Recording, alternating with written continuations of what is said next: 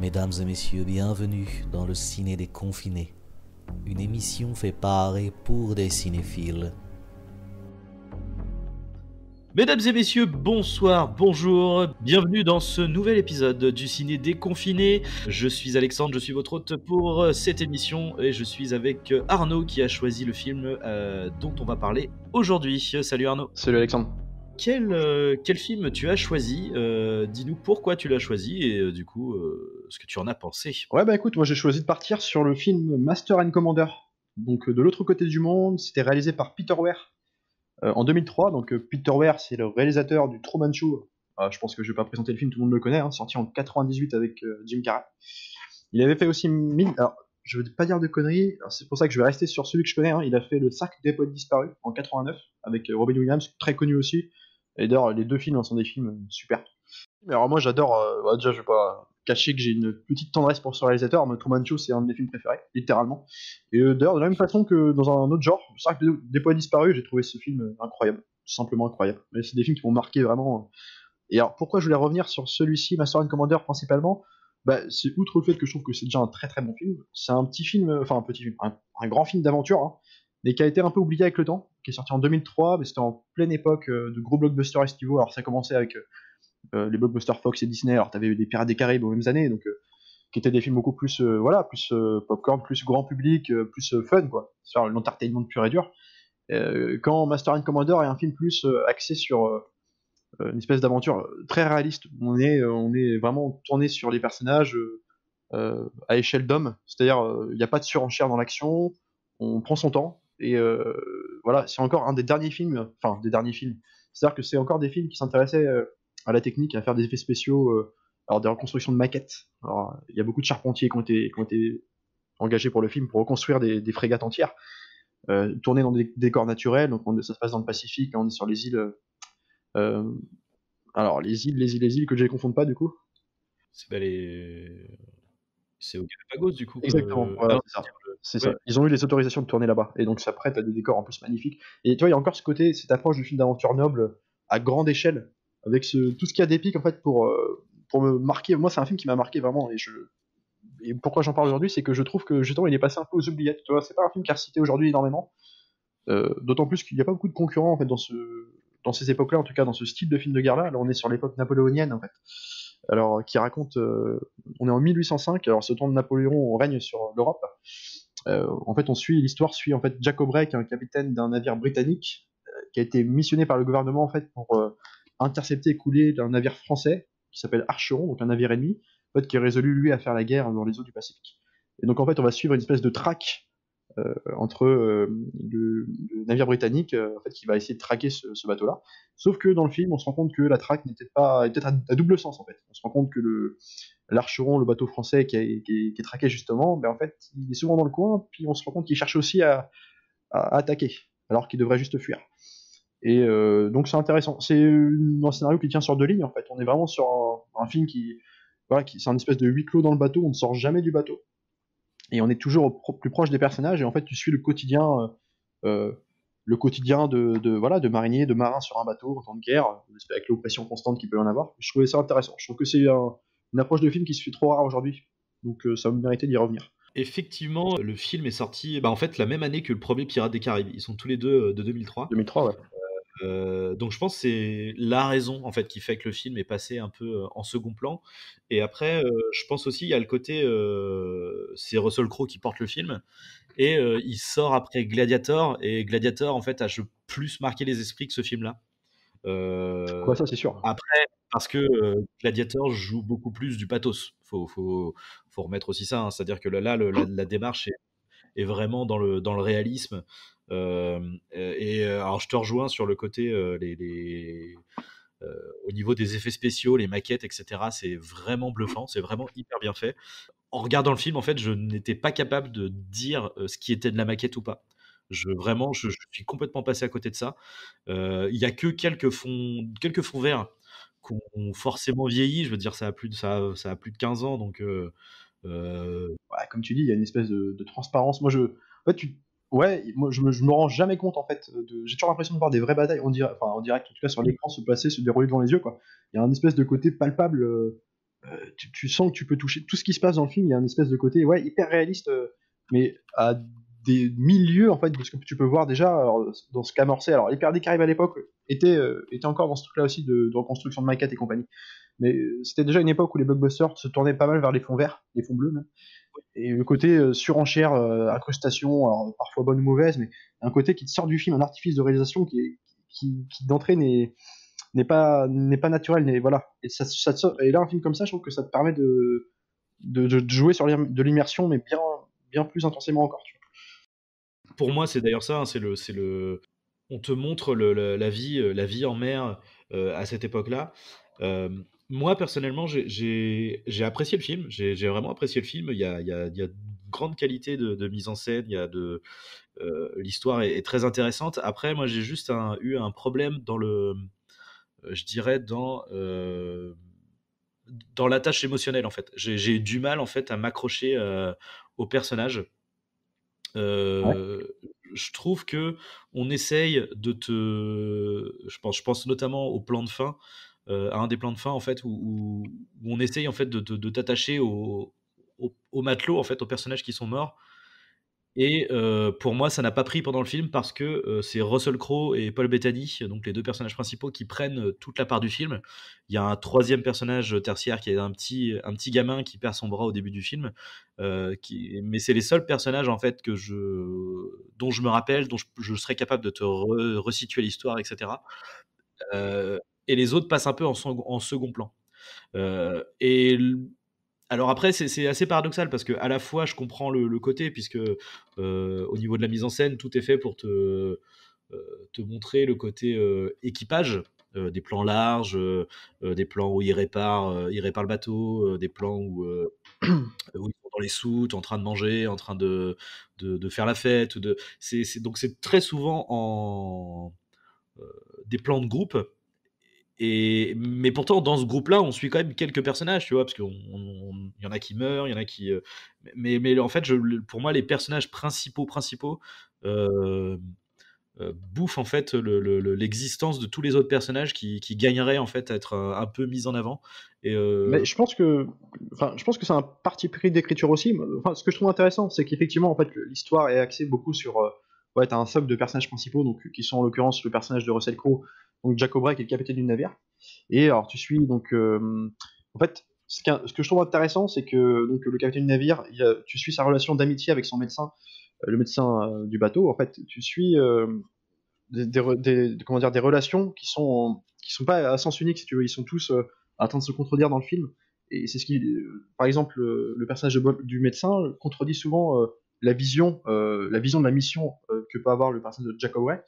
Et il lui dit, mais écoutez, c'est pas comme ça que vous devriez faire. En fait, il y a des scènes de tension entre les deux hommes qui vont, comment dire, qui vont les faire exister, et qui vont créer une espèce de relation d'amitié. Alors, d'amitié, comment dire, qui n'a pas peur de se confronter, de se dire les choses, et en fait que je trouve qui va les rendre attachants en fait au fil du temps. Et en même temps, pourquoi je trouve que ça éclipse pas les autres personnages, c'est-à-dire tous les marins du bateau, c'est qu'en fait les marins du bateau sont filmés comme des gens qui vont en fait obéir. C'est souvent là pour le coup des plans larges sur le groupe qui bosse, comme tu dis. Et en fait, tu vois des professionnels au boulot, quoi. Et il y a ce côté fratrie, collectif, l'équipage, le côté collectif en fait qui est vraiment axé dans l'écriture. On s'intéresse pas forcément à tous les personnages en détail dans les marins, mais ce côté de voir des gens en équipe travailler, quoi. Et qui vont en plus servir évidemment, hein, bien sûr les personnages principaux donc qui sont le bateau, qui sont le capitaine du bateau et le médecin. Alors, ce qui est intéressant, c'est que dans toutes les scènes de guerre aussi, ou les scènes de bataille, qui sont pas nombreuses dans le film d'ailleurs, hein, mais dès qu'il y a une scène de confrontation, tous les personnages qui ont été blessés vont passer par le cabinet du médecin. Alors tu les vois en plus, ils lésinent pas sur, je veux pas dire le gore, mais sur le côté sanglant, le côté très réaliste du truc quand même. Alors tu vois des grosses blessures, et en fait ça aussi, c'est dans ces moments-là qu'il va y avoir des petites discussions entre les personnes. Ça va créer en fait un rapport affectif aux gens. Tu vois, qui vont se livrer, se libérer en période de grosse tension. En fait, ils vont donc là chez le médecin, ils vont passer à deux doigts de la mort, et en fait ils vont révéler un peu qui sont au médecin, qui va lui passer le mot à Russell Crowe, puis il y a une espèce de rapport d'équipage qui se passe le mot. Il y a un côté, je sais pas comment dire, une espèce de point de vue collectif que je trouve intéressant, que je trouve en fait je pense, décidé dans le parti pris de l'écriture. En fait, je pense que c'est vraiment un film qui est axé sur vraiment, tu suis le commandant-chef, principalement avec tous les décisionnaires du bateau et l'équipage qui va les suivre simplement à faire leur boulot, quoi. C'est une espèce de parenthèse un peu sur le collectif, quoi, que je trouve intéressant dans un film de guerre comme ça, avec une fratrie d'hommes confrontés à la guerre, quoi. En fait, je trouve ça intéressant. Par contre, c'est juste que pour moi, c'est vraiment une question de dosage, en fait. Je trouve soit, pour moi, on ne s'attarde pas assez sur l'équipage pour que ça soit important, euh, et l'équipage est trop présent pour que l'histoire du capitaine soit, comment dire, pleinement satisfaisante, en fait. En fait, je pense que c'est vraiment ça qui m'a gêné au global dans le film. Un espèce d'entre-deux qui, du coup, en fait, en sortant du film, je me dis tiède, tu vois. C'est-à-dire que je comprends après, parce que après, on en reparlera, mais par rapport au but et au message du film, enfin, en tout cas, ce que je pense être le message du film, c'est logique. Mais le problème, c'est en termes de ressenti et d'immersion dans le film, du coup, le côté tiède fait que personnellement, le Ouais. film ne m'a pas marqué, en fait. T'as pas ressenti l'immersion comme moi j'ai pu la ressentir, j'ai l'impression. Bah ouais, en fait, par contre, comme je te dis, tu vois, clairement, c'est factuellement hyper bien fait, quoi. Genre effectivement, les scènes de bataille qui sont peu nombreuses, mais qui sont ouf. Mais même au-delà des scènes de bataille, hein, tous les plans larges du bateau qui vogue, etc. Je veux dire, à tout le temps, tu te dis, mais en fait, ils ont vraiment tourné sur ce putain de bateau en pleine mer, quoi. Le Bah ouais, non mais c'est ça, il y a un côté. Je vais avancer un peu à la scène de tempête, qui est effectivement, et on en avait parlé, et elle est folle. Enfin, à aucun moment je vois l'artifice, en fait. Cette scène est vraiment dingue pour ça. Ils utilisent aucun, tu vois, il y a aucun, par exemple, ralenti, d'image accélérée, d'espèce de jeu de lumière grossier, enfin rien, aucun artifice de mise en scène qui pourrait te faire sortir du film en te disant putain, je vois un film. En fait, là, moi je trouve que t'es dedans dans le côté, alors parfois contemplatif, hein, il y a beaucoup de scènes qui sont entre deux scènes de bataille qui vont être des grandes discussions, tu vois, où ça va avec, on en parlait quand on avait fait un petit débriefing du film, avec un jeu ouais un peu théâtralisé, genre c'est dans l'excès, tout, et en fait il y a un côté on prend le temps aussi de poser une ambiance, moi, que je trouve, alors moi que j'ai ressenti vraiment pleinement. Et d'ailleurs, je conseillerais ce film à tous ceux qui ont aimé des films comme Le Bateau, Das Boot de Petersen. Tu vois, il y a ce côté, je sais pas, ce côté, on suit les déboires de personnages mis dans une situation pas possible. En l'occurrence là, c'est la guerre. Confiné, c'est une espèce de huis clos. Alors, si je peux appeler ça un huis clos, ça se passe quand même toujours dans le bateau, le film. Et il y a un côté presque étouffant. Et en fait, moi, ça me suffit à m'attacher au personnage, si tu veux. J'ai pas besoin d'avoir un espèce de, comment dire, d'origine story ou de traitement des. Tu vois, le simple rapport au collectif, moi, me va dans un truc comme ça. En fait, ça me permet d'avoir une vue d'ensemble sur les personnages, de savoir à peu près qui fait quoi dans le bateau. Il s'attarde sur des personnages, par exemple. Alors, je veux dire annexes, ils sont pas principaux. Il y a le personnage d'un amiral de garde, celui qui est chargé de surveiller la nuit, alors ou le jour, hein, peu importe, mais c'est souvent la nuit qu'il est missionné pour aller surveiller ce qui se passe si des bateaux sont en approche, et notamment le bateau ennemi, là, qui s'appelle l'Archeron. Et ce mec-là, en gros, on comprend il va devoir gérer des hommes par la suite. C'est quelqu'un qui est promu à devenir le chef. Et en fait, il se rend compte, tout le monde se rend compte dans le bateau qu'il n'a pas les épaules pour le faire. C'est quelqu'un qui manque très clairement de charisme, en fait, et simplement d'autorité. Et en fait, il se fait marcher dessus par des mariniers, enfin par les marins qui sont pour le coup dans toute leur bonhomie, presque des sauvages. En fait, c'est vraiment, on te filme des mecs, des mecs, voilà, qui mettent la main à la pâte, qui sont prêts à se battre, voilà, jusqu'au bout, jusqu'à la fin, quoi. Et en fait, il se fait piétiner par ces mecs-là, et en fait, le personnage est tiraillé. Et moi, je trouvais ça intéressant dans l'écriture de ce personnage-là, qu'on a déjà vu. Hein, c'est des personnages qu'on voit, qu'on a déjà vu dans d'autres films d'aventure. Mais là, ça marche, comment dire, beaucoup sur des messes basses. Alors les gens vont commencer à parler de lui dans le bateau en disant que il, il est déjà il est poissard, parce que dès qu'il intervient, bah, t'as le bateau ennemi qui est en route. Alors il commence à se demander si c'est pas un peu une espèce d'incarnation du mal, quoi, que le mec il a pas un rapport, voilà, mystique. Et en fait il commence à le critiquer beaucoup, à la limite simplement le victimiser en lui coup d'épaule dans le coude et compagnie. Et je trouve que son tiraillement, parce que lui qui n'ose pas s'affirmer en souffre beaucoup de ça. Il observe, il se rend bien compte que tout le monde lui crache dans le dos, quoi. Et ça va déboucher sur un suicide, du coup. Et je trouvais ça intéressant parce que ça t'explique que le danger peut venir aussi bien de l'extérieur que de l'intérieur du bateau, quoi. Toute l'oppression qu'on peut ressentir en temps de guerre, c'est-à-dire les rapports étroits entre les personnages qui ne peuvent pas tous s'entendre et qui peuvent très vite déraper. Là, c'est un exemple typique. Je trouve que ça crée un sentiment de danger constant. En fait, quand bien même la frégate ennemie n'est pas dans les parages, il y a un côté presque suffocant des fois dans l'atmosphère qu'on peut ressentir aux confines d'un bateau, vraiment dans un espèce de truc en huis clos où voilà, où on manque de tout rapidement. Il y a un côté, il y a un côté où t'es pas en sécurité, quoi. Une insécurité constante que je trouve intéressant et qui sert, je trouve, à l'écriture. En tout cas, si ce n'est à l'écriture, en tout cas au rapport que peuvent avoir les personnages entre eux, pour moi.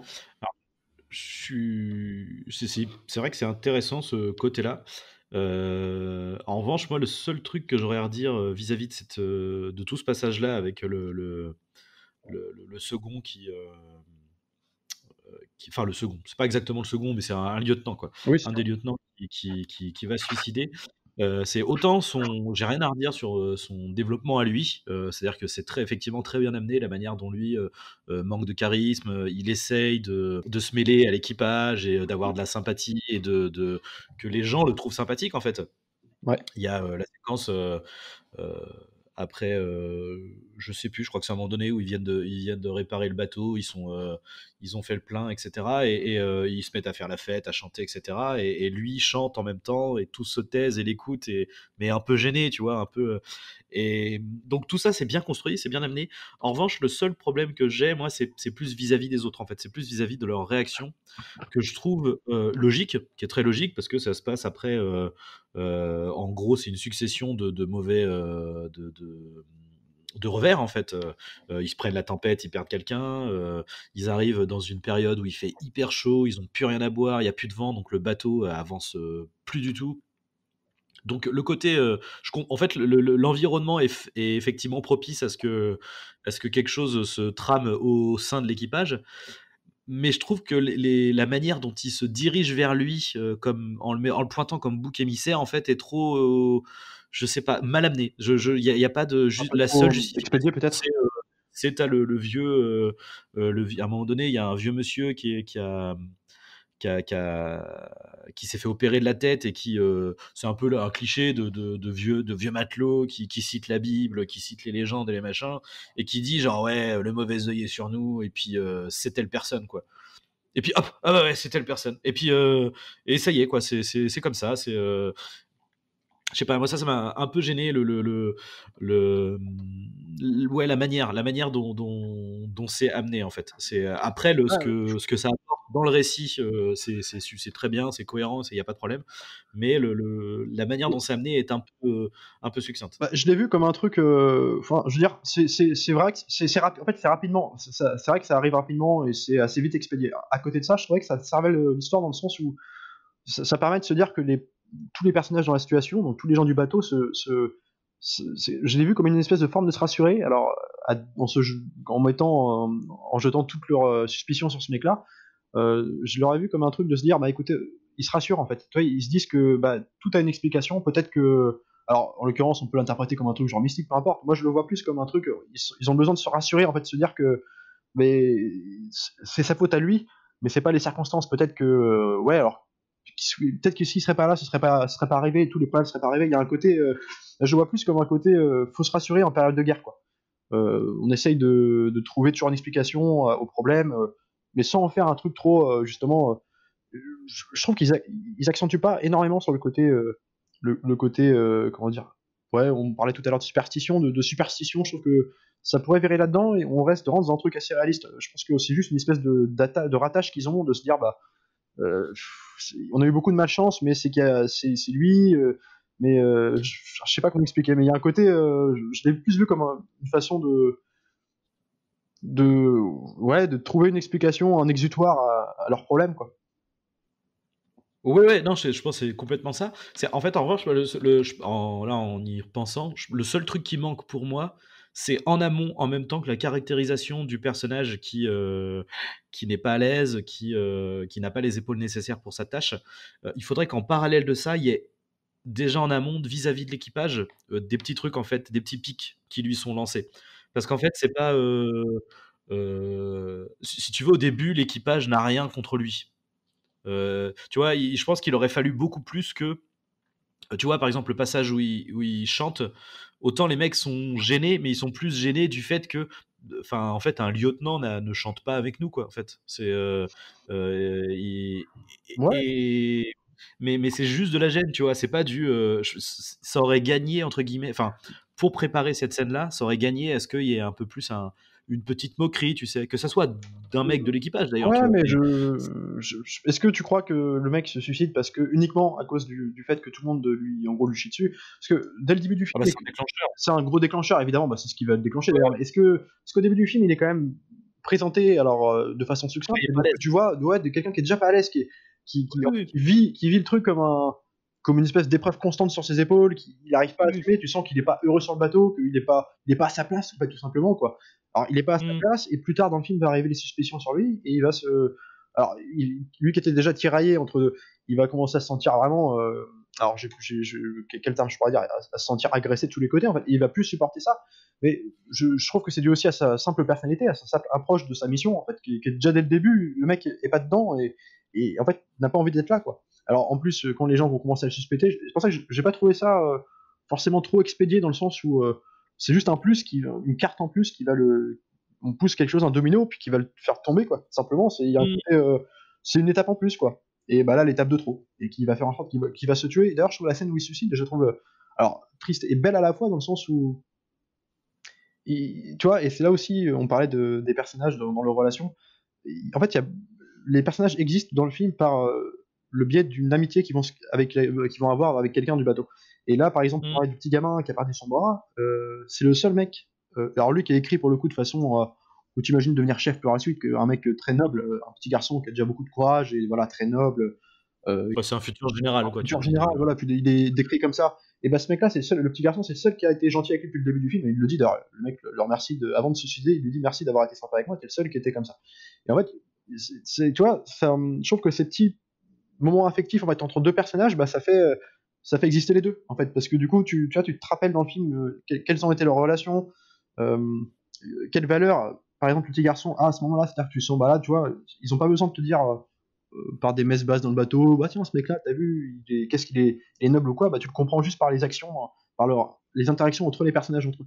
Et moi, je trouve ça intéressant. Et je trouve que cette scène, elle est d'autant plus triste parce que le petit garçon, quand il le voit sauter à l'eau, parce que le mec se tue en sautant à l'eau avec un poids, en fait, Mmh.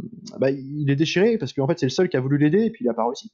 C'est presque comme un échec dans une mission, enfin, dans sa mission. Enfin, tu vois, c'est comme si c'était une mission, c'est un échec pour lui. Il y a quelque chose qui est passé à travers, quoi. Ils sont coupables. Il y a un côté. Je sais pas, je trouve que l'affectif marche.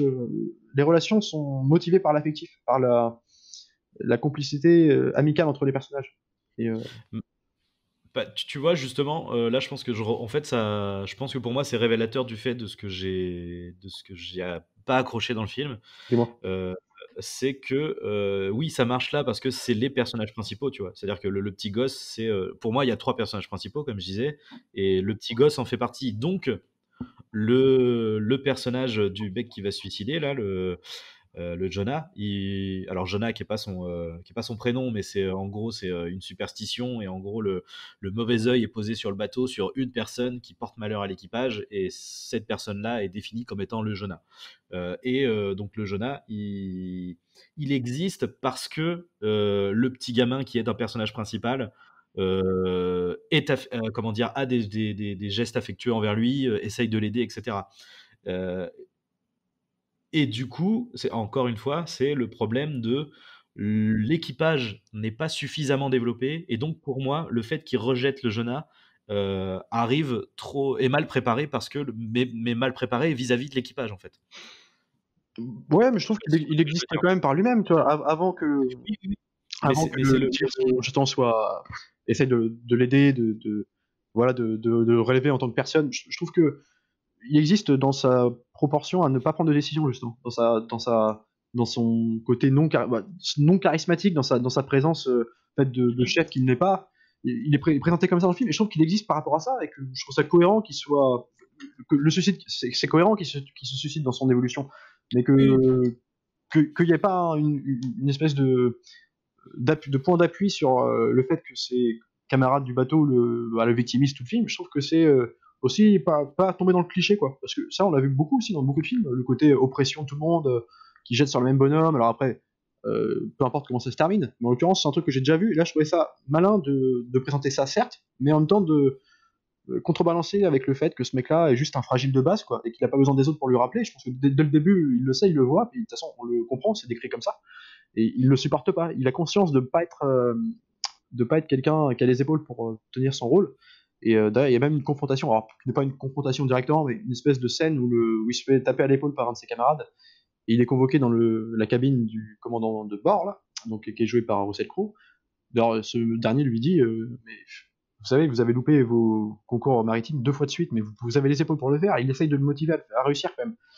Mais pour lui rappeler que en fait, il faut pas qu'il se laisse victimiser. Et puis lui, il répond en fait en bafouillant.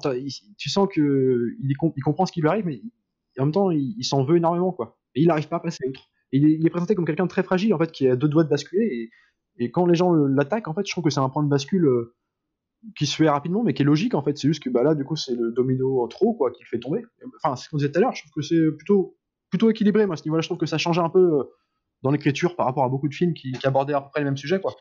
Mais bon, après, je comprends que tu puisses penser ça, ouais, pour le coup. Ouais. Ouais, c'est ça, c'est juste, moi, c'est juste, encore une fois, le personnage en lui-même est très bien développé, tout ça, c'est hyper bien mis en place, mais c'est vraiment le côté, l'équipage devient un levier scénaristique, si tu veux. Ouais, mais je comprends comment tu l'as vu. Une petite préparation vis-à-vis de l'équipage pour que ce truc-là, en fait, mais encore une fois, du point de vue de l'équipage, c'est-à-dire que parce que lui, le cheminement qu'il a dans le scénario, c'est tout à fait logique, mais du coup, l'équipage devient un appui sur lequel le scénariste s'appuie pour faire bouger les autres personnages, si tu veux, du coup. Ouais, mais je comprends ton point de vue, dans le sens, tu penses qu'ils sont un peu dans l'ectoplasme, c'est-à-dire le côté, ils n'existent pas en tant que Voilà. individu qui pourrait, ouais, bah, voilà, bah moi, je l'ai vu en collectif, en fait, donc moi, je l'ai pas, j'ai vu un point de vue collectif de l'équipage, en fait, ça m'a pas chauffé plus que ça, que chacun ne soit pas vraiment hyper surécrit par rapport aux personnages principaux, tu vois. Je le vois comme une espèce d'agressivité collective. Ouais. Mais bon, bah après, on va peut-être changer de sujet, parce que peut-être il y a quand même des choses à dire. Non, mais en fait, c'est logique. Mais après, c'est vrai que le truc, c'est que là, en l'occurrence, enfin là, tu vois, vu qu'on discute de ce passage-là, je me rends vraiment compte que c'est le point qui, en fait, pendant tout le film, parce qu'après, c'est là, on parle par rapport à ce personnage-là, mais en fait, pour à peu près tout dans le film, c'est, je pense, ce qui m'a gêné, en fait. Après, c'est un point, hein, je veux dire, c'est parce que c'est ce que je disais, tu vois, le film, dans l'ensemble, je l'ai quand même vraiment apprécié. Et d'ailleurs, pour repartir sur autre chose, un truc que j'ai vraiment apprécié pendant tout le film, c'est la manière dont est présenté et caractérisé le vaisseau ennemi, l'Archéron, Bah qui ouais. est toujours, en fait, c'est une entité. C'est une entité, c'est toujours, c'est le bateau fantôme, c'est quasiment un être vivant, en fait, l'Archéron. Bien sûr. Même si on sait, voilà, que c'est un vaisseau français, qu'il y a, voilà, un amiral français qui est dessus, etc., qu'il a telle mission d'aller voguer, et c'est pour qu'on va l'attaquer. Mais la manière dont il est traité, dont il est caractérisé, c'est une bête, en fait. Ouais, tu faisais un peu la référence dans le débriefing à Duel, dans l'approche un peu caractérisée du. Ouais, bah alors, à ceci près que, contrairement à Duel, là, tu comprends tu comprends ses motivations. Que dans Duel, tu n'avais c'était un mystère total, c'était juste un espèce de, alors pour le coup, monstre, ouais, filmé comme un monstre. Le genre n'est pas le même. Donc c'est pour ça que dans Duel, du coup, ça devient vraiment un film de monstre, simplement. Simplement. c'est un film de monstre. Mais toi, Là, c'est effectivement pas la même approche, mais enfin, c'est pas la même approche. Je trouve, c'est quelque part la même caractérisation. et par la même Mais c'est ça qui est intéressant. ouais. Toujours filmé dans la brume, toujours. Et puis comme on se concentre que sur l'équipage de Russell Crowe, on a tout de son point de vue, en fait. Et du coup, vu que le bateau, ce qui est logique, en fait, vu que le bateau est trop rapide, ils arrivent jamais à l'avoir, en fait. Donc ils n'ont pas de vue sur l'équipage, ils n'ont pas de vue sur la vie au sein de ce bateau. C'est ça. Et donc du coup, pendant tout le film jusqu'au climax, c'est hyper bien fait. C'est de la chasse, quoi. C'est effectivement, comme tu disais, c'est une partie de chasse. C'est le bateau britannique qui est censé chasser le bateau français, mais en fait, On sait pas peut-être que c'est plutôt lui, c'est plutôt l'Archéron qui est le prédateur et le bateau britannique qui est en fait le chassé. Enfin, du coup, c'est tout ce truc-là hyper bien. Quand on parle de film monstre, c'est aussi dans l'iconisation. Alors, il est en graphique de mise en scène, c'est-à-dire comme tu dis, il y a beaucoup de la scène d'ouverture s'ouvre sur un mec, alors le personnage de l'amiral de garde qui va se suicider plus tard justement, qui est en train de surveiller justement ce qui se passe, on est en plein jour, dans la brume, en plein océan, et il voit dans la brume l'espèce d'ombre du bateau, mais il est pas sûr de l'avoir vu, alors il va regarder puis il est plus là.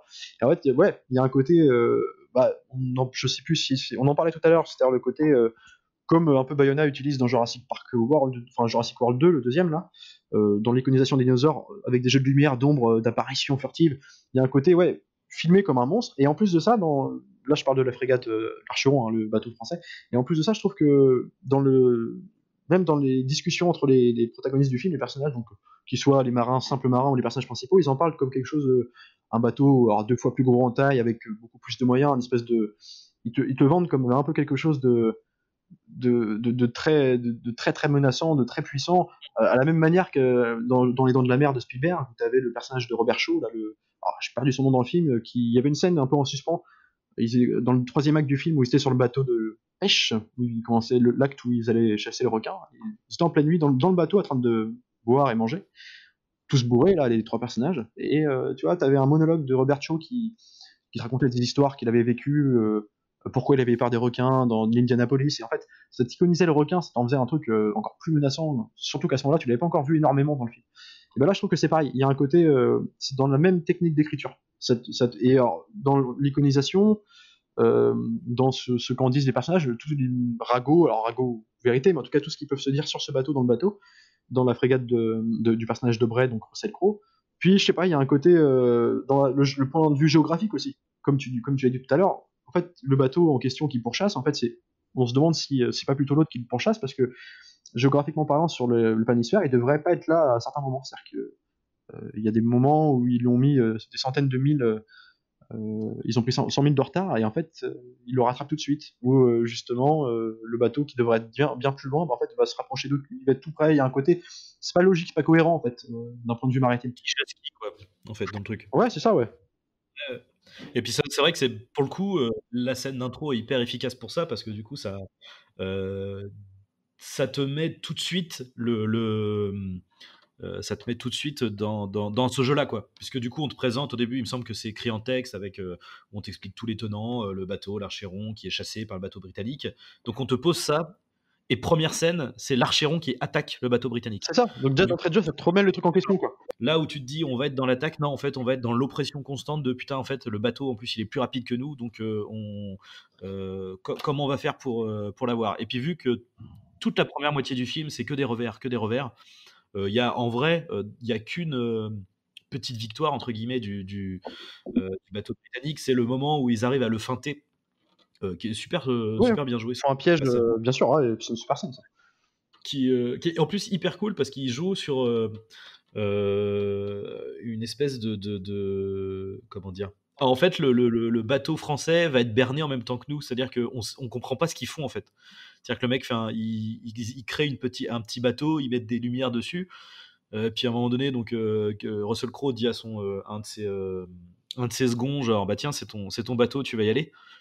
Et puis une fois que tu as compris qu'en fait ils sont en train de faire, vu que alors c'est une scène qui se passe en pleine nuit, en fait il crée une espèce de petit radeau, et il simule en fait les lumières du bateau, donc les 3 lumières, les 2 sur les côtés et la lumière qui est en haut, sur ce petit bateau, en fait, pour qu'ensuite le bateau principal et toutes ces lumières se cassent, et que du coup c'est un leurre, quoi, et du coup ce qui fonctionne, et du coup c'est jusqu'au moment où tu vois les lumières allumées, que tu vois les 3 lumières, et que tu fais Tu ah comprends, putain, ah oui, non mais d'accord, ok, et là où c'est marrant, c'est moi je trouve dans la gestion du temps, c'est-à-dire que justement, comme il utilise beaucoup de plans qui respirent très long, presque contemplatifs, hein, souvent. En plus là, dans cette scène-là, alors là, moi je parle de la photo, je sais pas, je me renseigne sur qui a fait la photo, je la trouve extraordinaire dans ce film-là. Et à ce moment-là, il y a des jeux en clair-obscur, avec le bateau ennemi, l'Archeron, en approche. Alors tu vois son nom dans la nuit qui va intervenir en mitraillant en fait, ce qu'il croit être le bateau, en fait c'est le piège là. En fait, t'as des jeux de lumière avec les explosions de canons dans la nuit, avec la fumée. Enfin, il y a un travail sur le son qui est incroyable. Moi je trouve qu'il y a un son dans le film.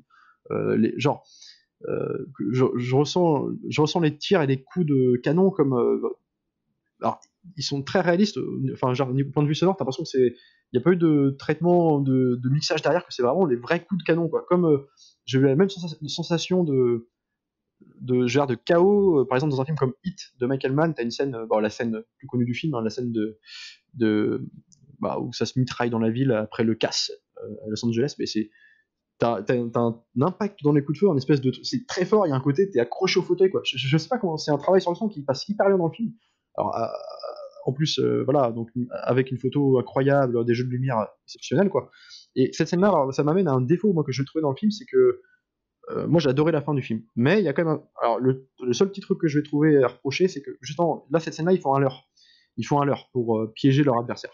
Et en fait, à la fin du film, ils vont faire la même chose. Alors, d'une autre façon, c'est-à-dire qu'ils vont simuler qu'ils ont, qu'ils ont eu un accident que le bateau est presque en train de sombrer, en fait, qu'il y a des flammes, il part en fumée. Alors, ils font croire que le bateau est endommagé. Ce qui n'est pas le cas. Alors, c'est un superflu qu'ils trouvent. Et en fait, ça va attirer donc le bateau Archeron dans les parages. En fait, l'Archeron va croire simplement que ce bateau a un problème et qu'ils vont pouvoir l'attaquer facilement. C'est un leurre, évidemment.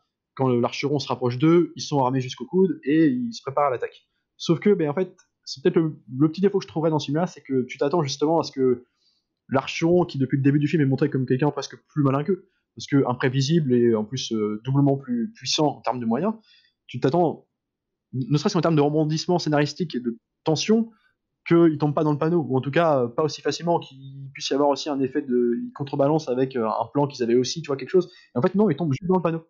Et donc en fait, l'enjeu dramatique n'est plus de savoir est-ce que le plan va marcher, c'est de savoir qui va s'en sortir, quoi. Et comme ils s'en sortent en plus tout de suite assez rapidement, moi j'aime bien la scène, je la trouve assez efficace parce que je dis assez rapidement, elle est quand même sur la durée, dans le plan dure longtemps à l'écran, mais comme l'enjeu n'est que de savoir si n'est plus de savoir si le plan va marcher parce qu'il marche déjà, mais de savoir qui va gagner simplement, et qu'on s'imagine dans un film d'aventure comme ça que ils vont pas faire le coup où l'Archeron va gagner, ce serait improbable, quoi. Donc tu t'attends un peu à la fin.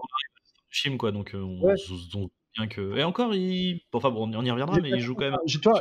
et peut-être contrairement à toi, alors toi je peux comprendre que en plus si tu n'avais pas un point d'attache énormissime avec les personnages, je peux comprendre qu'en plus si tu n'es pas attaché par les persos énormément sur la fin avec un enjeu comme ça, tu peux ne pas trouver ça aussi épique que ça aurait pu être. Moi je la trouve épique malgré tout, malgré cette petite déception dans la mise en scène toujours. C'est-à-dire la gestion du temps, du suspense, le bateau Archeron met longtemps à arriver près du bateau. Tu sens les mecs qui sont à l'intérieur du bateau à attendre avec près des canons, épée à la main, trembler, transpirer, ça dure. Ça c'est malin. Rien que pour ça, j'ai quand même ressenti la scène, je l'ai quand même trouvé assez immersive malgré tout, malgré ce que je peux lui reprocher. Mais en fait, je trouve cette séquence finale, elle est plutôt bien au début. Alors en fait, c'est pas un problème d'attache au personnage. Moi, le seul problème que j'ai eu avec cette bataille finale, c'est que quand on est sur les bateaux qui s'abordent, c'est hyper bien foutu parce que t'as tout est hyper bien posé dans le décor. Comme tu disais, la scénographie est vraiment efficace. Tu arrives à voir qui est qui. Enfin, c'est très bien placé. En revanche, dès qu'il commence à y avoir l'abordage et que les uns et les autres vont sur les bateaux respectifs, là, c'est brouillon. En fait, quand c'est juste le montage s'accélère. Ouais, le montage s'accélère, mais au-delà de ça, c'est hyper brouillon, quoi. C'est-à-dire que ça trempe de tous les côtés, tu n'arrives plus à voir qui est qui. Et là, du coup, moi, là, ce passage-là m'a fait sortir. Je l'ai trouvé.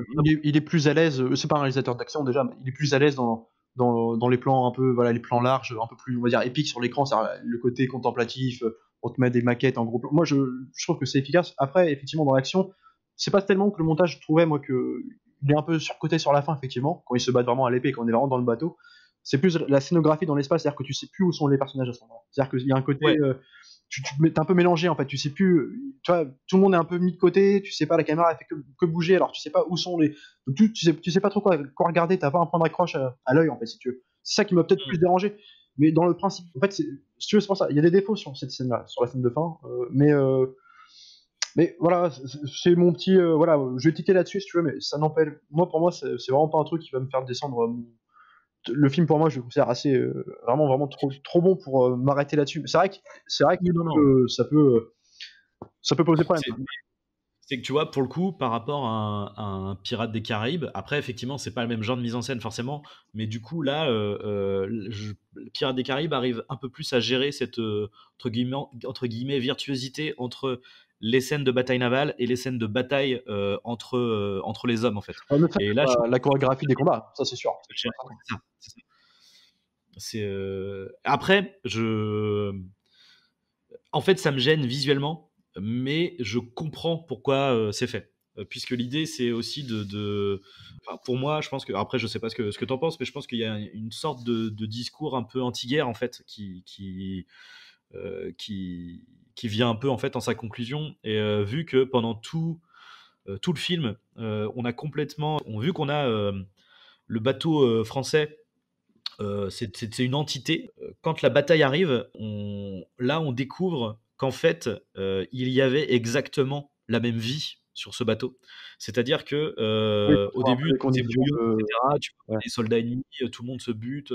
On voit quelques personnages qui étaient un peu définis dans l'équipage qui meurent.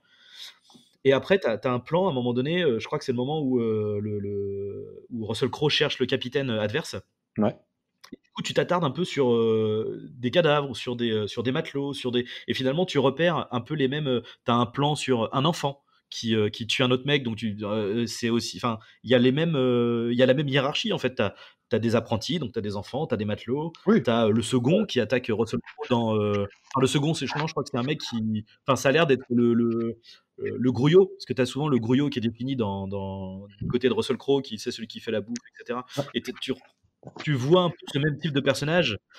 C'est lui qui lui indique où est le capitaine. Il fait oui, il est à l'infirmerie. Il va à l'infirmerie. Il y a un docteur. Il y a le capitaine qui est qui est en train de crever quoi. Enfin du coup et puis l'infirmerie qui est placée je crois que c'est quasiment la même. Alors je sais pas s'ils ont utilisé le même décor. Mais en tout cas t'as quasiment le même rideau. Et en fait là on rentre dans un truc de ah putain mais oui mais c'est des humains Oui, quoi. c'est C'est-à-dire genre qu'on a tendance Ouais, en temps de guerre à ouais, mais déshumaniser et une fois qu'on se rend compte dans le truc, en fait, on se rend compte un peu entre guillemets, de la vacuité du truc, parce que, puis même le final, tu sais, ils étaient à fond contre l'ennemi, même Russell Crowe, tu sais, en mode genre, ah putain, faut qu'on essaye de l'avoir, qui est le prédateur, qui est la victime, etc.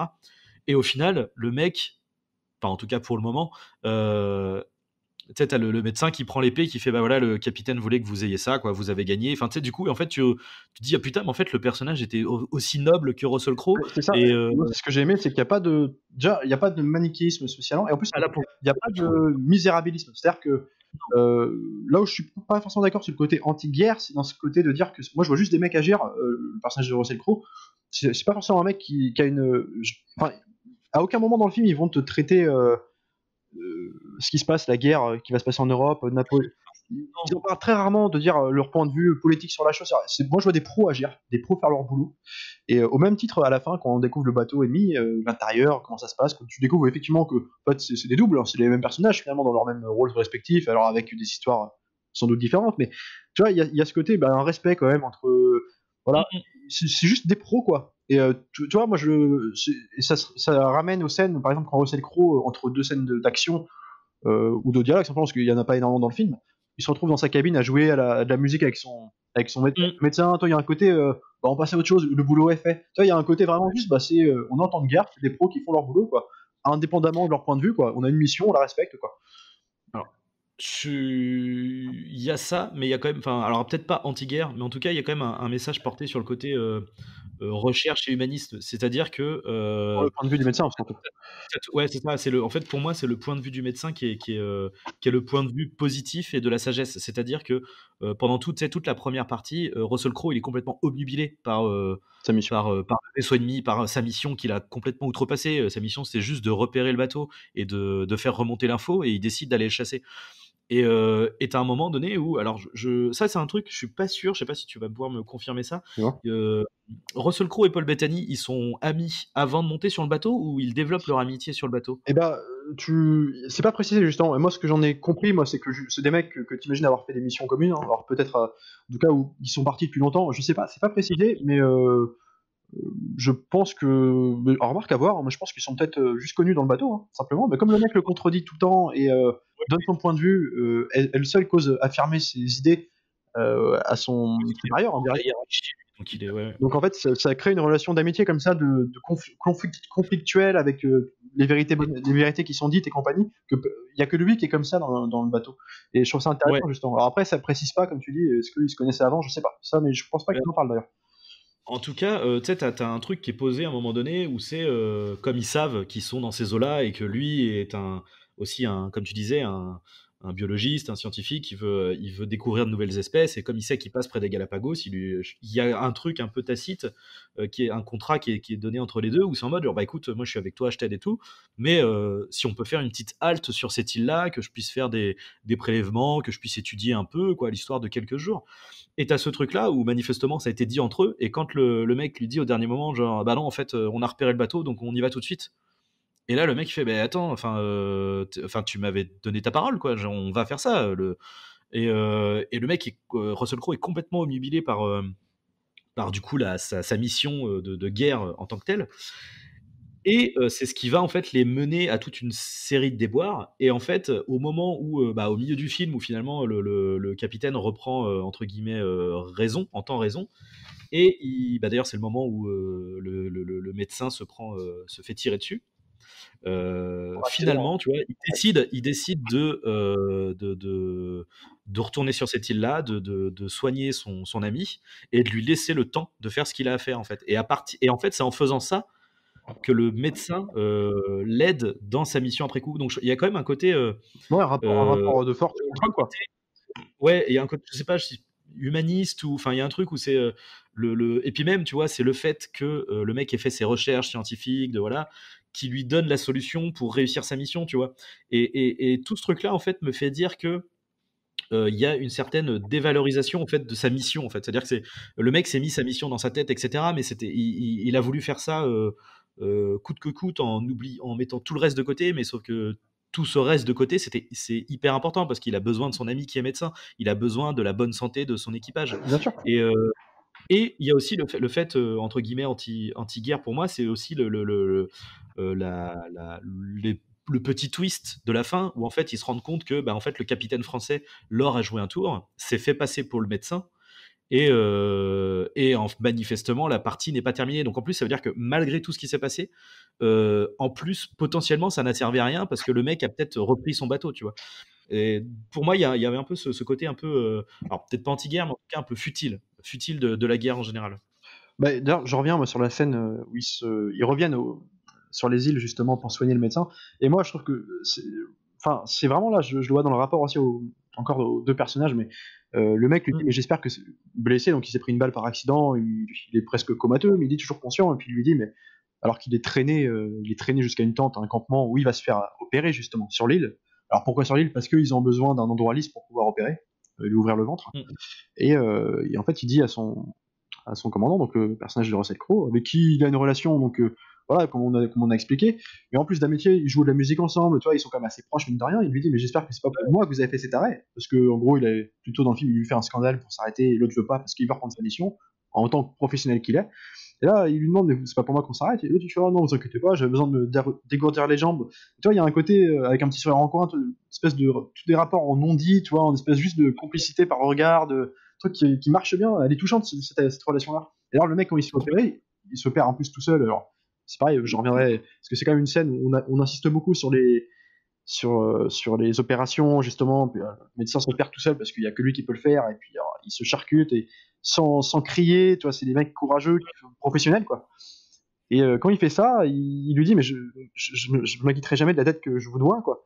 Et le mec, il réagit en disant, ah, vous inquiétez pas, vous êtes biologiste, vous me trouverez une plante que vous appellerez de mon nom.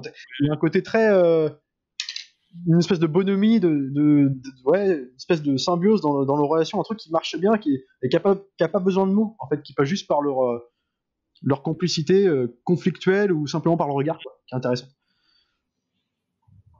Ah non, carrément. Bah, de toute façon, oui, c'est j'ai envie de dire, leur relation à eux deux, c'est le point. D'ancrage du film, d'ailleurs, mais qui est le plus écrit, d'ailleurs, ça c'est sûr, hein, ça c'est Ouais. certain. C'est le point fort du film, et puis les deux sont excellents. C'est pas inintéressant ce que tu dis, par contre, sur le coup, parce que c'est vrai que là, en y repensant, j'avais pas revu le truc comme ça, mais c'est vrai que t'as raison, quand ils repartent donc des Galapagos, donc le médecin est soigné, c'est vrai que être passé sur l'île va être un moyen, c'est de là qu'ils vont trouver une solution aussi pour toute l'équipe va être fortifiée après ça, en fait. pour feindre, pour faire monter un plan contre leur assaillant. Et en fait, c'est vrai que ça part d'un insecte qu'ils vont trouver sur l'île, l'insecte qui se cache, en fait, qui se camoufle de ses ennemis sur l'île en se déguisant, par exemple, en se camouflant en plante, tu vois, en espèce de feuille pour être Du coup, ouais. confondu. Et en fait, c'est ce qu'ils vont faire. Alors, on va pas te dire en détail, mais c'est ce qu'ils vont faire en fait comme plan pour voilà, pour feindre. Pour piéger leur adversaire, ils vont se camoufler quelque part. Et c'est dans ce domaine-là, ils se rendent compte par rapport à ça, effectivement. T'as raison. C'est vrai que j'ai pas pensé à ça. Mais c'est vrai. Ça explique aussi, ce point de vue-là explique aussi ce que je reproche, moi, au film. Mais encore, c'est ce que je disais, en fait, c'est quelque chose que je reproche en termes de ressenti. Mais après, ça prend sens, en fait. Du coup, avec ce plan de fin où on s'attarde sur les visages, comment dire, les plus représentatifs de l'équipage qui sont décédés, où on s'attarde sur eux, parce que là, c'est vraiment, on s'attarde sur eux, quoi. On voit leurs cadavres qui sont, tu sais, comme dans les films de guerre, ils sont alignés les uns à côté des autres, et t'as un gros plan sur chacun d'eux, en fait, en travelling. C'est un plan douche en travelling latéral. Ouais. Et du coup, on s'attarde sur chacun de ces hommes. Mais c'est vrai que, au vu du fait qu'ils n'ont pas été hyper bien caractérisés, alors certes, il y a le côté du message, bon bah voilà, là c'est un peu les victimes un peu inutiles, entre guillemets, quoi. C'est les victimes de la guerre, tout ça, c'était un peu inutile. Bah, les grandes missions sont réalisées par les hommes les plus en bas, quoi. Il y a aussi un côté comme ça, tu vois. Voilà. Il y a aussi ça, donc je comprends, mais le fait que, enfin, cette scène-là quand même est censée être touchante, tu vois. Je sais pas si tu vois ce que je veux dire. Elle l'est que parce que il y a un mort qui touche particulièrement le petit gamin qui est manchot là, Oui, avec qui c'était mais promis de se retrouver sur le pont. ouais, c'est ça. Bon. Parce que c'est deux élèves, ces deux élèves qui sont un peu, l'autre est un peu plus grand que l'autre, il est un peu plus vieux, mais Ils ont un ils peu un sont rapport de frère et frère, hein, simplement. c'est ça, c'est exactement ça. Donc du coup, pour ce personnage-là, t'as de l'empathie et t'as de l'émotion, tu vois, pour sa perte à lui. Mais pour le reste de l'équipage, c'est un peu bon. Alors après, j'ai envie de dire, c'est suivant comment t'es rentré dans le film ou pas, j'imagine, hein, mais ce plan-là, moi, m'a laissé un peu de marbre en fait. Même si je comprends en termes de sens, je le comprends. Bah après, c'est sûr Mais que, en même temps, j'aurais pas vu comment il aurait pu faire sur un truc comme ça où t'as 50 persos en gros dans un bateau. C'est pour ça qu'il a axé vraiment sur le collectif, quoi, sur le point de vue. Ouais, les mecs qui se donnent corps et âme pour une mission et pour te faire ressentir l'importance de l'équipage, ils vont te piocher dans l'équipage justement des petits bonhommes qui ont un rôle plus important que d'autres, certes, mais qui représentent à eux seuls en fait l'équipage. Et de marquer la relation, justement, de la tristesse du petit bonhomme, là, le petit garçon qui a perdu un bras parce que son camarade, son grand frère, entre parenthèses, a été tué pendant l'assaut. Bah, ça permet de la tristesse que tu ressens. Moi, je la ressens pour les autres personnages parce que c'est un point de rattache en fait. Tu vois, il y a ce côté, une sorte de symbole en fait ça représente l'équipage pour moi. Donc pioché parmi quelques personnages qui sont plus atypiques que d'autres, quoi. Mais bon, je comprends qu'on puisse ressentir ça. Bah, est-ce qu'on dirait pas un petit dernier mot pour le film là, un dernier ressenti général?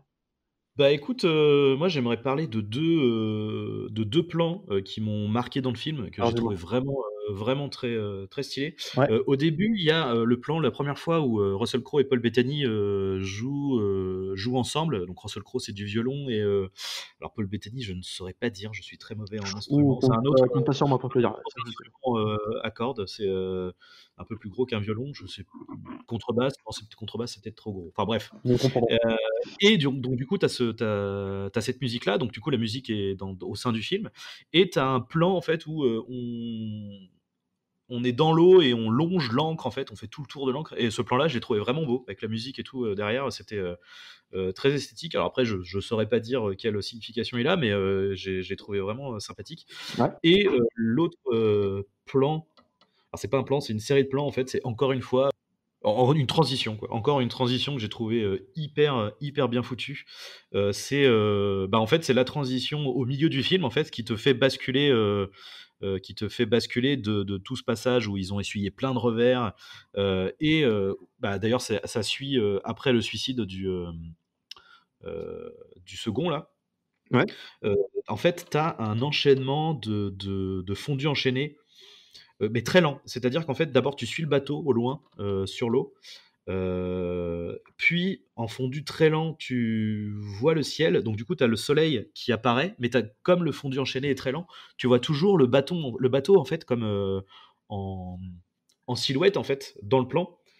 Puis, refondu enchaîné, mais toujours très lent, ce qui fait qu'en fait, tu as toujours le bateau, tu as toujours le reflet du soleil, et là, tu vois la surface de l'eau. Tu vois la surface de Je vois le plan. Et comme Ouais, c'est en fondu enchaîné, tu vois toujours les 3 plans qui sont superposés aux autres. Puis, sur ce dernier plan, travelling, non, pas travelling, pas du tout, panoramique vers le haut, où tu vois le bateau, etc. Et là, tu as le côté, bon, bah ça y est, on est passé à autre chose, il fait beau, la voile est levée, le vent est revenu, là, on va passer dans une autre partie de l'histoire.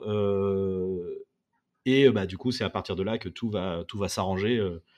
Enfin, non, il y a quand même le médecin qui va être blessé, mais même ça va être bénéfique au final pour la suite de l'histoire. Donc cette transition-là, je l'ai trouvée. Il y en a d'autres qui sont intéressantes aussi. Alors, plus anecdotiques, hein, on est moins dans le spectacle, on est vraiment sur les scènes reliées au personnage, mais la scène où on est sur les Galapagos où le médecin a été soigné et qui du coup son commandant lui dit qu'ils vont rester au moins une semaine sur l'île, donc il a le temps de pouvoir faire ses analyses biologiques, d'aller chercher un peu les animaux, prendre des notes, et puis alors lui il part au bout de l'île à 10 km d'après ce qu'ils disent dans les derniers jours là, et puis il va chercher parce qu'il a en tête de trouver un animal courant, un oiseau courant, je crois, sautant, je sais plus, enfin un truc qui ne vole pas, qu'il a repéré depuis le bateau quand il s'approchait de l'île. Donc il retourne à l'endroit où il l'a vu sans le retrouver du coup. Et par contre, il retrouve le petit scarabée, un petit scarabée noir, et puis il le regarde. Il a une histoire ce scarabée dans le film parce qu'on l'avait déjà vu dans le bateau avant. Le petit bonhomme lui avait proposé, enfin lui avait donné parce qu'il l'avait trouvé sur le bateau à l'époque où il devait encore s'arrêter sur l'île, mais que finalement le commandant a voulu repartir. Donc comme lui était dégoûté de repartir, bah il s'est contenté d'avoir ce petit scarabée dans la main. C'était une sorte de cadeau pour lui. Et là, il le retrouve ce scarabée, il le prend dans la main. Et en fait, il ouvre sa paume et tu vois l'animal. Comment dire, c'est un animal c'est un scarabée qui est volant, quoi.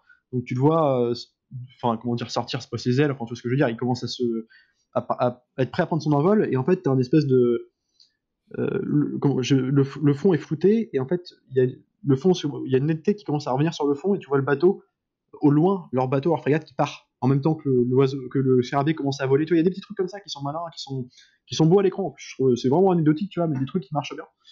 Mais après, c'est une mise en scène qui est plus contemplative. Alors moi, je trouve qu'il y a quand même beaucoup plus de... C'est très posé, quoi. C'est des plans très larges, des trucs... Il est plus à l'aise là-dessus, quoi. Il est plus à l'aise dans les scènes de dialogue et de balade dans le bateau que c'est vrai que les pures scènes d'action. Parce que je pense que les scènes d'action, il doit être bien aidé par une seconde équipe, et en plus, la technique aussi. Hein. C'est-à-dire qu'on parlait de la photo, mais je pense que ça iconise aussi pas mal de plans. Et ça l'aide beaucoup, ça.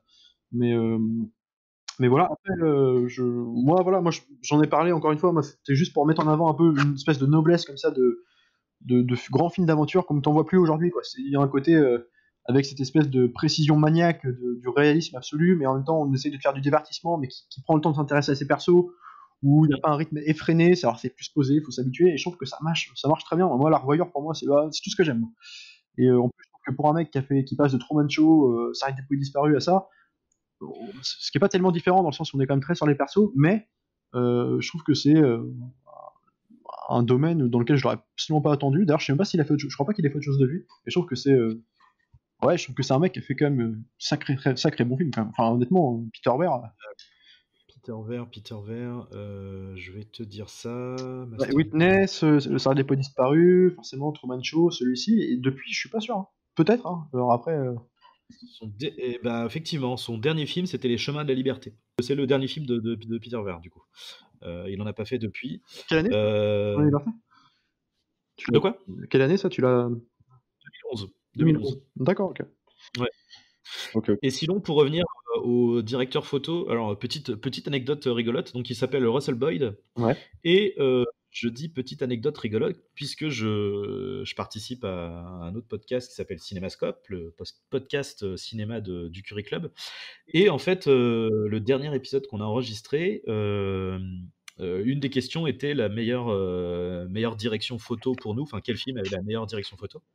Et du coup, une petite dédicace à Robin qui avait du coup parlé du film Pique-nique à Hanging Rock, qui est à Hanging Rock, je n'arrive plus à parler anglais, c'est une catastrophe, c'est pas grave, de Peter Weir également, et du coup avec le même directeur photo. Donc je pense que c'est de Peter Weir.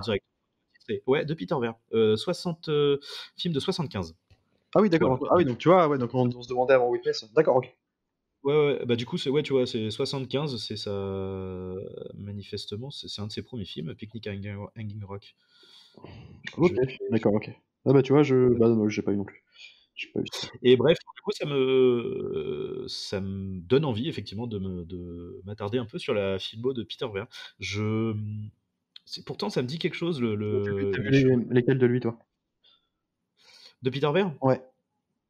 Ben en fait, soit je connais que de nom, soit je les ai vus et je les ai un peu oubliés. Je t'avoue que je sais pas trop. En tout cas, Les Chemins de la Liberté, ça me dit quelque chose. Donc, est-ce que je l'ai vu en entier ou pas? Je ne sais pas. Et Truman Show? Et Truman Show, bien sûr. Truman Ouais. Show Parce que que j'ai tu m'aurais adoré. dit, tu m'aurais dit que tu l'aurais pas vu, putain de Dieu, je te l'aurais sorti pour le prochain, obligatoire. Truman Show, ça fait partie de ces films que j'ai découvert.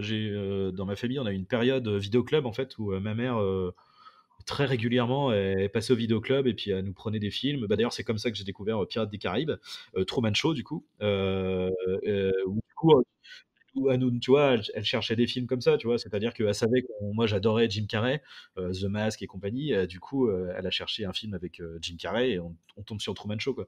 C'est vrai que quand t'es jeune, c'est génial de découvrir des films un peu comme ça. Euh, et bref, alors petite blague, hein, par contre, sur Russell Boyd, que tu vas, je pense, apprécier. Dis-moi. Il a fait la photo de Furtif de Rob Cohen. Et Je ne lui veux que du bien, du coup, moi j'adore Rob Cohen, donc dans le délire nanar, ça peut être sympa aussi. On parlait de Rob Cohen un jour. voilà, le mec a fait Master and Commander et 2 ans plus tard, il fait Furtif, il fait l'image de Furtif. Ah, Furtif. En Alors, Furtif, on rappelle le documentaire sur l'histoire vraie d'un avion de chasse télécommandé. Non, c'était un truc du genre, en plus, c'était pas un espèce de truc sans pilote qui partait en. artificiel, je crois, c'est un truc autonome, je crois. Ouais, oh là là, avec Jamie Foxx. Ouais. Et Jessica, y a pas Jessica Biel là-dedans aussi? Si, Il me semble, hein. Jessica Biel, ouais, carrément. Ça, c'était une pépite, ça. Ah, oui. C'est comme on disait à chaque fois, on parlait l'autre jour on en parlera peut-être plus dans plusieurs podcasts, mais Jane DeMont, le directeur photo de Die Hard, qui a quand même fait Speed 2 et compagnie, attention, Tomb Raider. Tu sais, il y a du boulot, des fois, qui était pas forcément nécessaire, mais bon, comme tu dis, hein. Après, bon, des fois, il y a aussi le fait, genre, à un moment donné, tu as aussi besoin de bouffer. Là, en l'occurrence, Oui. sur Tiff, il est en seconde équipe, donc ça se trouve, tu vois, il a même été appelé pour relever un peu le niveau, si ça se trouve, tu vois. Genre, 2005, ça. Ouais, c'est ça. 2005. Et puis Ghost Rider aussi, un grand film, s'il en est, avec Ah merde, Nicolas il a Cage. fait la photo, celui-là? Ouais. Ah ouais, là, autant Furtif, bon. C'était pas le problème, la photographie du film. Parce que Furtif, c'était nanar, mais c'était rigolo. Alors là, par contre, Ghost Rider. Ah merde, ça pique. D'accord. C'était un peu chiant. Bon, écoute. C'était un peu chiant. Bref, voilà. Mais bon, en tout cas, avec Peter Weir, il fait du très bon boulot. C'est réel aussi. Très bon, bah écoute, moi je suis à bout, hein, ce que je peux dire. Je pense qu'on en a fait le tour. Encore une fois.